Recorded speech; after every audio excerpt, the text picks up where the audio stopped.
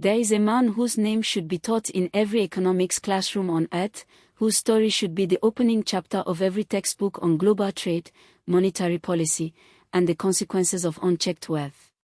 His name was Mansa Musa, and in the year 1324, he walked out of the heart of Africa and single-handedly destabilized four of the world's most powerful economies, not through war, not through conquest, not through any act of violence, but simply by existing, by moving through the world with the full weight of his kingdom behind him. For the African diaspora today, this story is not ancient history. It is a mirror. It is proof, carved into the economic record of the medieval world, that Africa was not waiting to be discovered. Africa was not dormant. Africa was not behind.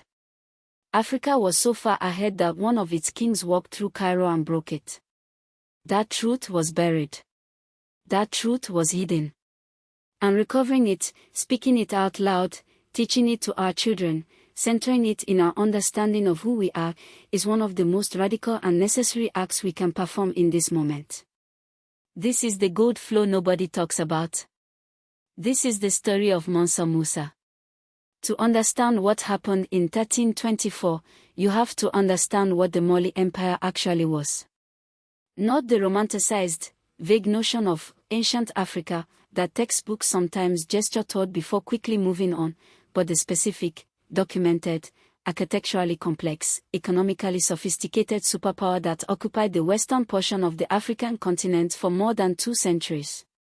The Mali Empire, at its peak under Mansa Musa's reign, stretched across nearly 2 million square kilometers.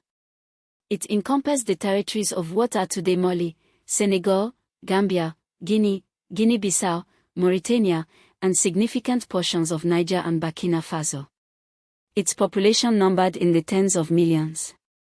Its cities, Timbuktu, Djen, Niani, Gao, were not villages or settlements. They were metropolitan centers of commerce, scholarship, and culture that rivaled anything existing in Europe at the time.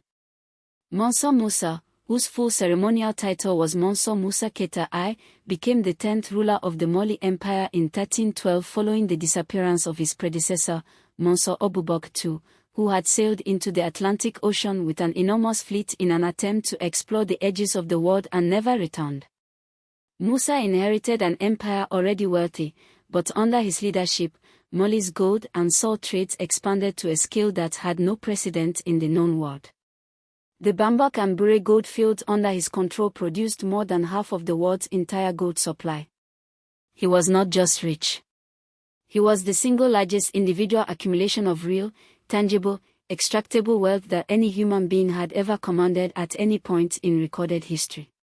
Economists who have attempted to calculate his net worth in modern terms have arrived at figures ranging from $300 billion to $400 billion, with some estimates placing him above $400 trillion when accounting for the percentage of global gold supply he personally controlled. These numbers are almost meaningless, they exist only to gesture at the incomprehensible scale of what this man held. In 1324, Mansa Musa embarked on his Hajj, the sacred Islamic pilgrimage to Mecca. But calling it a pilgrimage does not capture what it actually was. It was the greatest procession of wealth ever witnessed in the medieval world, and possibly in all of human history. Historical accounts, recorded by Arab scholars, Egyptian chroniclers, and later European observers, describe a caravan of between 60,000 and 80,000 people crossing the Sahara Desert. Among them were 12,000 enslaved servants, each reportedly carrying 4 pounds of gold bars. There were heralds dressed in silk carrying golden staffs. There were 80 camels, each carrying between 50 and 300 pounds of gold dust. There were horses, cattle, personal physicians, teachers, architects, poets, and griots who carried the living oral history of the empire.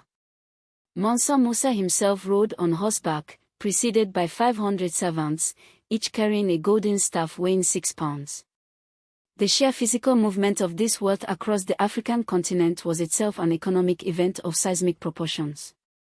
When the caravan reached Cairo, something happened that no military campaign, no trade war, no deliberate economic policy had ever achieved in Egypt's long and layered history. Mansa Musa began giving his gold away. He gave it to the poor. He gave it to merchants. He gave it to officials who came to greet him. He spent lavishly at every market he entered. His architects and staff commissioned goods and services on a scale that overwhelmed the Egyptian economy's capacity to absorb them. The historians Ibn Khaldun and al-Makrizi both document what happened next with remarkable clarity. The gold market in Cairo, which had been a stable pillar of regional commerce for generations, collapsed. Gold, which derives its value from its scarcity, was suddenly everywhere. Its purchasing power dropped catastrophically. Prices for goods and services across Egypt, measured in gold, spiraled. The inflation that followed was so severe, so persistent, and so economically disorienting that Egyptian merchants and economists documented the damage for more than a decade afterward. Al-Makrizi wrote that Egypt's economy did not fully recover for 12 years. 12 years of economic disruption caused by a single man's generosity on his way to Mecca.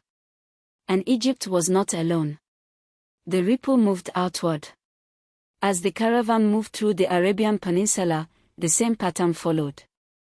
Markets were disrupted. Gold values destabilized. The economies of the Mamluk Sultanate, the Kingdom of Morocco, and significant portions of the trade networks connecting North Africa to the Mediterranean were all shaken. The Ottoman world was watching. Europe was watching. And what they sought, though they would later spend considerable energy pretending otherwise, was an African king who was so wealthy that his charity was economically dangerous. Now we must talk about what was suppressed. Because the story of Mansa Musa was not lost to time.